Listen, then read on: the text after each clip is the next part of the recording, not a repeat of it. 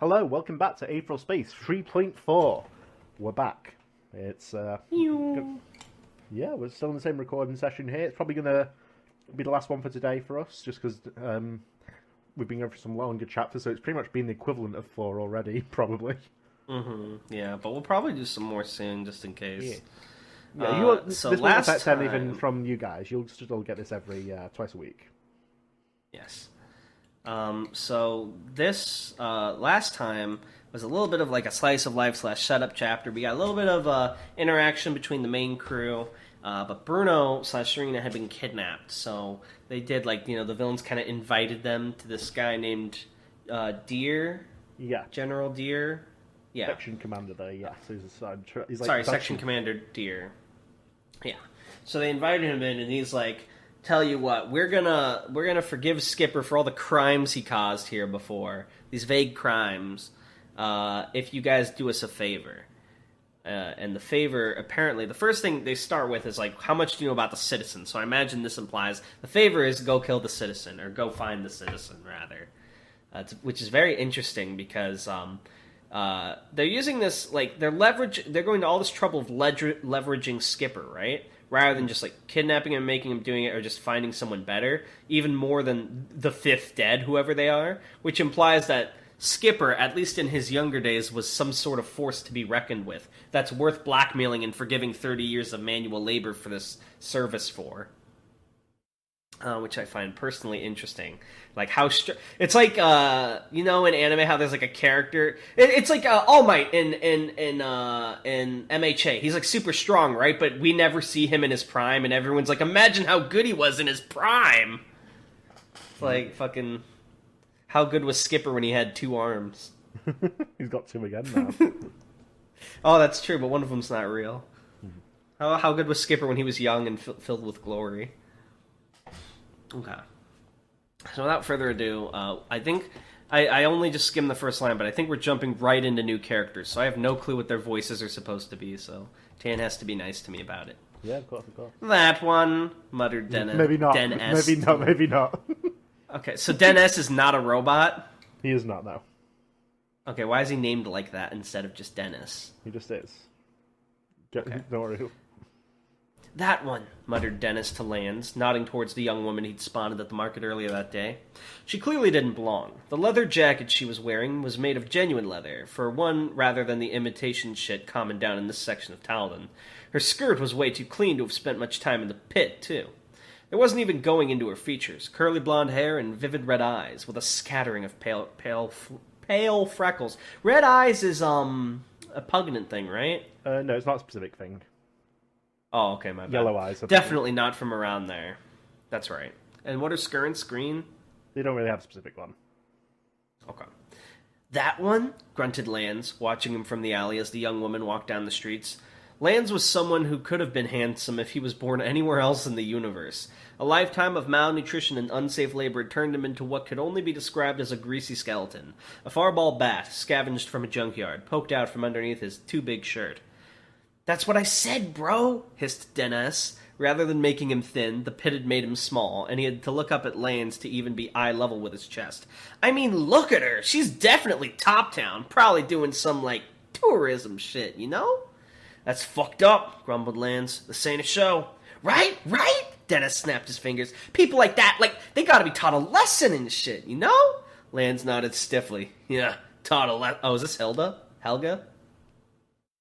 What? Is she about to, beat the shit out of these people? Is it not Helga? That's not Helga. Okay, because this seems like the setup of, the 2 scumbags going to pick on the seemingly easy target, and then they're going to get wrecked. Dennis grinned. Lands really was the best. He listened to whatever Dennis said, and was strong to boot. A little while ago, he thought Sedek was the best, but Sedek had stood him up to go pick up girls, so now that guy was the worst. Is Dennis just me? I think that's just me. So, said Dennis, keeping his eyes on the girl. She was asking some old hag for directions. I got an idea. A good idea, you know? You know, I've got the good ideas. Good stuff. Why do all your villains talk like this? The hyena did the same thing. Damn. He just rephrased shit. Is it just because he's not so smart? Lands grinned too, using a sharp fingernail to pick some meat out of his teeth. He nodded. Hell yeah, sing me it. So, said Dennis, using wild gesticulations to punctuate his points, the girl's rich, right? Obviously. I said so, didn't I? You heard me. Rich, yeah, I hear you. Dennis glanced towards the girl. She was still hanging out. She was still around. Nice, nice. He could lay out his stratagem without worrying about her getting away. So, I want to know stratagem is spelled incorrectly. That is intentional, because this is his thoughts.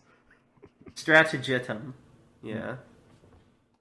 Alright, you might want to put something to denote that, I don't know. Because it feels weird, because that, like, cuts into the narration. No. So, he said, here's the plan, yeah? Rich girl like that, she gotta have rich parents. Obviously, right? Yeah. So we grab the girl, tie her up someplace. Then we kill her, nodded Lance, pounding his fist into his palm. Take her wallet. Dennis smacked him upside the head. No, stinkbug! Oh, so that's where stinkbug came from. No, this is post stinkbug. Okay, so all these characters so far just say the things you say. Hell yeah, nice, stinkbug. No, stinkbug, we ransom her. We give a rich mommy and a rich daddy a call, and then we say, oh, is this Mr. Moneybags? We got your little shit, so give us 1 billion credits! And then they do it. Lance cocked his head. And then we kill her? No! Dennis snapped. Then he thought about it a little more. Well, maybe. If she pisses us off, you know? Lance nodded. Yeah, okay. We grabbing her then? Dennis stepped out of the mouth of the alley, cleared his throat, and slicked back his ginger hair. He had to put on the charm. He'd always been the charming one in this neighborhood. Once, as a kid, he'd even managed to go begging in Top Town, and nearly got 100 credits before earning a beating from security. Hey there, he called out, waving a hand in a friendly gesture as he made his way across the street. You lost there, lady? She jumped. She'd been facing the other way and turned to face him. She blinked rapidly, but smiled like a beam of sunshine all the same. She really was a cutie. Oh, yeah, I think so, she said. I must have gotten turned around a little. Happens to the best of us, said Dennis, fancying up his accent a little so as to not scare off. Need some directions. The girl clapped her hands together, still smiling. Oh, that would be great. I'm trying to get back to Goal Elevator Station. I got separated from my friend a little while ago, and we promised to meet back up there. Well, wait, is this girl the citizen, maybe? A friend? There could be a second paycheck in Dennis's future if he played his cards right. Well, he said, taking a step back and pointing down the street, to get to Goal from here, you take 3 lefts from this street, and he made a show of struggling with the directions, thumping a frustrated fist against the side of his head. Damn it, he muttered, I know this! He'd put out the bait, and now he just had to wait for the bite. This was Dennis's favorite part of the gig. It felt like he was a hunter in a forest, tricking his prey into destroying itself, like some warrior shit. It's no problem, said the girl, looking down on him, probably, too. I'm sure I'll find my way back eventually. Dennis shook his head. Sorry, he said, but I just can't leave a pretty girl like you alone in a place like this. This ain't exactly a good part of town, you know? The girl's face turned flush. Pretty, she mumbled. I don't know about that. Trust me, lady, Dennis winked. I knows it when I sees it. Damn, he was good at this. The girl... This is just every guy as a freshman in high school. The girl was like putty in the palm of his hands. In another life, Demis was sure he could have been a psychometrist or a psychotic, whichever the one that messed with people's heads was. Tell you what, smirked Dennis, sidling closer conspiratorially. I'm not so good with giving directions like you saw. But I'm sure my feet know how to get to Goal Station. How's about I just takes you there? It's not far, and it's safer than you going all alone, you know? The girl seemed reluctant, but after a moment or two she nodded. Okay, she said quietly. Okay, I think that sounds like a good idea. Nice one, he shot her a thumbs up. Follow me and I'll get you out of here, yeah? He began leading her down the street, glancing towards the alleyway to make sure Lance had gotten himself out of sight. The plan was to lead her onto a secluded spot a little later on, and then Lance could sneak up behind her and knock her the fuck out with that bat of his. For now, though, he had to keep her distracted. My name's Dennis, he said, turning back to her as they walked, in the exact opposite direction from Goal Station. What's yours? Marie, she smiled pleasantly. It's nice to meet you, Dennis. He stuffed down annoyance. It's, Den-S. D-E-N-S. It's like my street name, you know? Oh, Marie giggled. Sorry. So, said Dennis as they turned the corner, approaching the burnt-out factory where it would be best to ambush her. You said you're looking for your friend, right? What What are they like? I can put the word out, see if anyone's seen her. She shook her head. That's all right, Dennis. My friend can look after himself. It's kind of his thing. A jolt of caution crawled up Dennis's spine. Was her friend security? Was this Marie girl some kind of a VIP or something? The ransom could end up being more trouble than it was worth if that was the case. Testing the waters, Dennis asked, What do you mean by that? He a cop? Marie put a finger to her lips, considering the question. Kinda? Not around here, though. Don't worry, she said, laughing at Dennis's cautious expression. He won't throw you in jail just for talking to me. He's serious, sure, but in a cute way. Like a dog, you know? Dennis grinned again, but this time it was much more strained. This chick was annoying! He'd be glad to get a gag in her mouth and shut her up. Oh, Dennis, you suck. They stopped in front of the burnt-out... They stopped in front of the burnt-out factory. Marie looked up at the wreck of a building, hands clasped behind her back. What's this? She said, cocking her head. This building doesn't look so good. We just need to stop here for a minute, Dennis lied. I know I said I knew the way, but I'm a little not 100%, you know? I called a pal of mine to help us out. We can wait for him inside. Oh, when'd you call him? Marie asked, confused. I thought we were talking the whole time. I sent him a message, Dennis smoothly covered over the inconsistency. He'll be here in a minute. We should sit down inside and wait for him. Marie bit her lip. Is it safe? Course it is! Dennis grinned cheekily, gave her another thumbs up. Don't worry! I'll be with you the whole time. Well, I guess. Come on! It's getting cold out here! Dennis made a show of rubbing his arms as he marched into the factory. Ugh. And a second later, Marie followed after him. Of course she did. Dennis knew that rich girls like these were always followers. Probably one of her rich girl friends had lied and said she hung out in the pit, and Marie had wanted to do the same thing. Too much money rotted the brain like that. Well, she'd get a show all right. If she wanted to experience the pit's unique features, he and Lance would be only too happy to oblige. A bat to the head and a bundle of rope coming right up.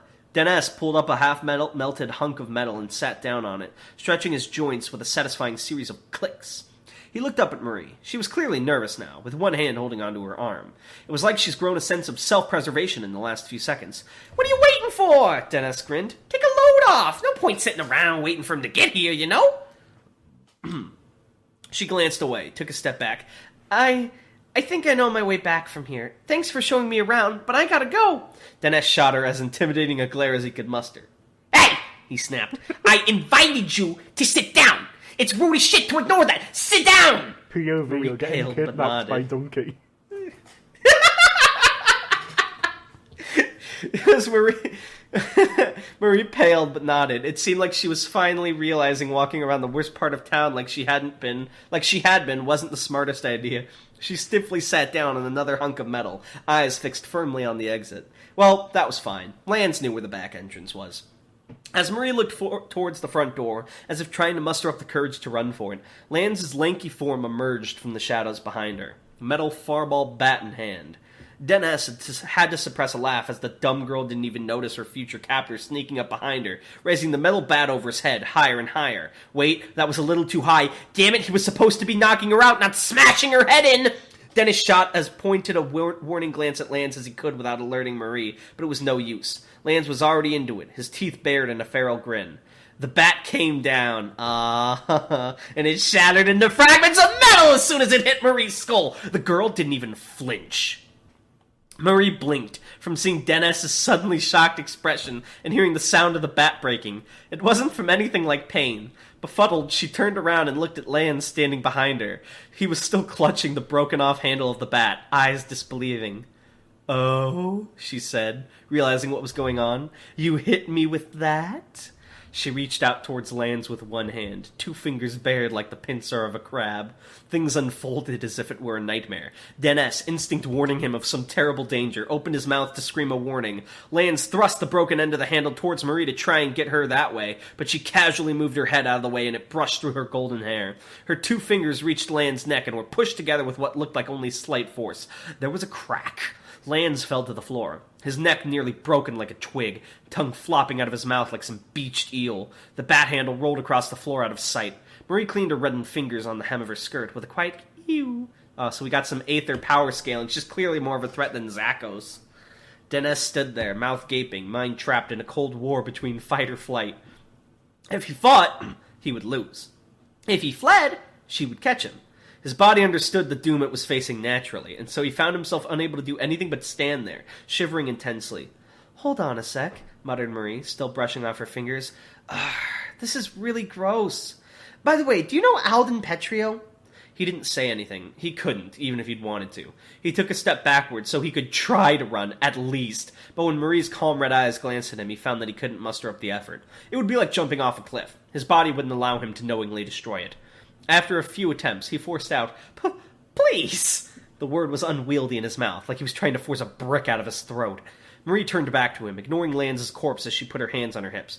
"Come on, little boy. I know Petrio's gang recruits from around these parts. Do you know him, or don't you?"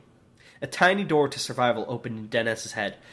"No!" he choked out, eyes fixed on Lance's carcass. "I don't!" She bit her lip, and the look in her eyes slammed that door to survival right back shut.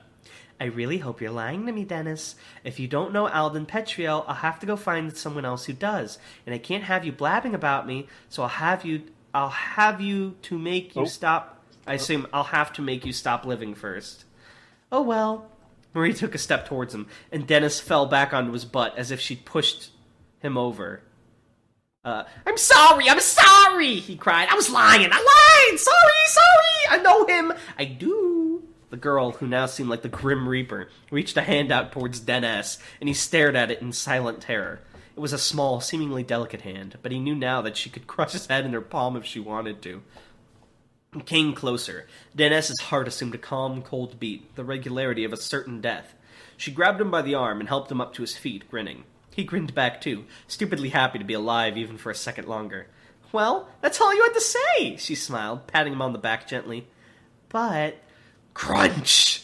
Dennis felt unsteady on his feet as he had to grab onto Marie's shoulder for support. Her eyes were half-lidded, with a predatory calm, like a cat looking at a mouse. I know exactly the expression she's making right now, and I wish I had the panel on hand to send to you. Confused, he looked down at the source of the sound. Marie's left foot was on top of his, and his foot was looking a lot flatter than it had a second ago. Some red liquid was gently oozing out of his shoe, soaking into his socks. "What?" he said, his left foot rapidly beginning to feel very hot. "Sorry," said Marie, genuinely looking at it as she smiled sadly, "but I can't have you running away." Is she melting his foot into the floor? She crushed it underneath her foot. And then the pain started. Dennis collapsed back to the ground, clutching what was left of his foot, screaming and gibbering incoherently, as if trying to force the pain out of his body through his mouth. If he touched his foot, he knew it would hurt like nothing else ever in his life, but he couldn't just leave it alone, but he couldn't touch it either. Hee. Marie looked up, and even in his agony, Dennis had enough good sense to follow her gaze. A figure approached in the factory entrance. Silhouettes by the Talden nightlights. The figure wore a scruffy dark long coat and a pooled low gray beanie hoodie. If those were the only things the figure had on, then they could easily be mistaken for one of the homeless vagrants that were a regular sight in the pit. But they weren't. Oh no! The figure also had a moonlight pale sword strapped to their hip. Oh, never mind. Wait, Special Officer Hazard, the figure said in a smooth, clear voice. "I trust you've apprehended the one we need." "Sure have," Marie smiled sweetly at the new arrival! "Took you long enough, a toy." So Hazard was her name. My bad. I got confused. That's why I got excited because I thought it was Muzazi. Then I was like, oh, it's Officer Hazard. And then I realized it is Muzazi. That's He's back. Yay. He made it. I'm happy. Muzazi has joined stuff right. Oh my god, his partner's so OP. Alright, that was good. That made me happy. Oh man. Okay, so we all learned that Den-S was his street name. So my question is, what is your sci-fi street name? That's what I have for you this week. Nice. All right, anything else? Any closing remarks? That's it. Well, Muzazi has entered the fray, and we've met his partner, who was mentioned a while ago. I'm very happy. Muzazi and his goth GF. She's the opposite of a goth GF. Wasn't she like dressed in all like frilly white clothes? Prep GF. Prep GF, exactly. All right. Bye. Bye.